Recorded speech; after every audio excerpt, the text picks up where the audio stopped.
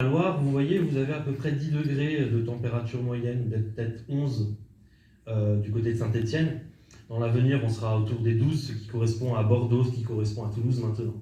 Les climats remontent par le sud, et ça c'est très important à comprendre parce que ça va aussi conditionner la remontée de certaines cultures par le sud.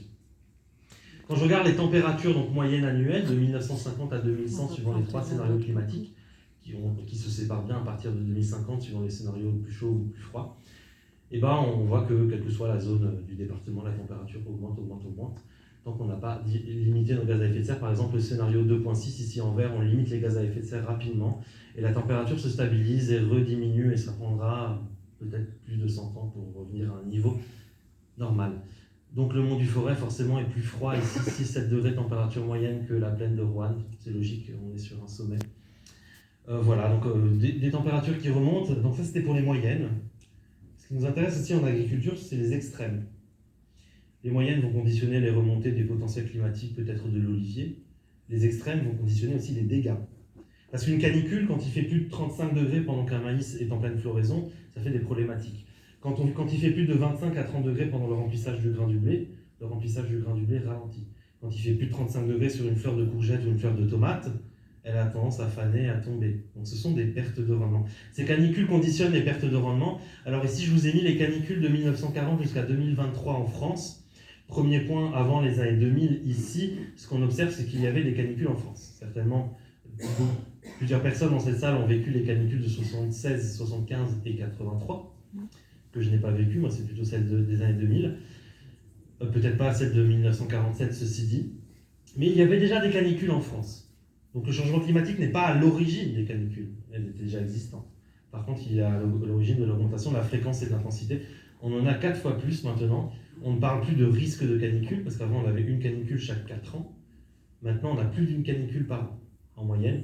Donc une augmentation du risque, une augmentation également de l'intensité. En 2023, on a pu en voir 2022, 3.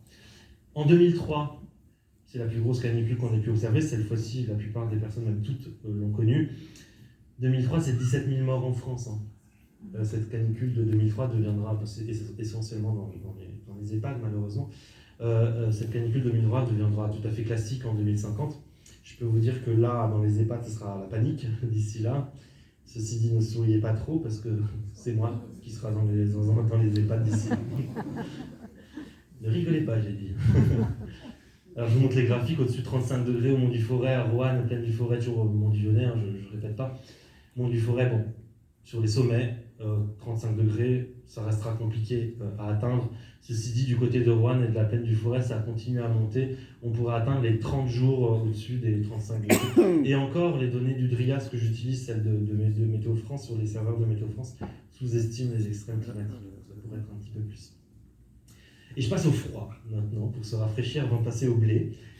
Alors là, c'est le nombre de jours de gel. J'ai vu, on explose le graphique sur le Mont du Forêt, forcément sur les sommets. Ceci dit, le nombre de jours de gel dans les 4 points que j'ai étudiés, est en baisse. Forcément, il fait plus chaud, le nombre de jours de gel diminue. Vous allez me dire, c'est pratique. Moins de gel, plus de rendement agricole, moins de pertes. C'est pas si simple que ça, notamment avec l'avancée des stades de floraison.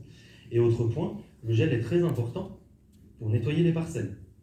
Alors, quand je dis nettoyer les parcelles, c'est pas passer le balai, c'est tuer les pucerons, tuer les œufs, tuer les champignons, etc. Le gel a un potentiel de nettoyer les parcelles. S'il fait très humide et très doux en hiver, on a un potentiel de maladie très important au printemps.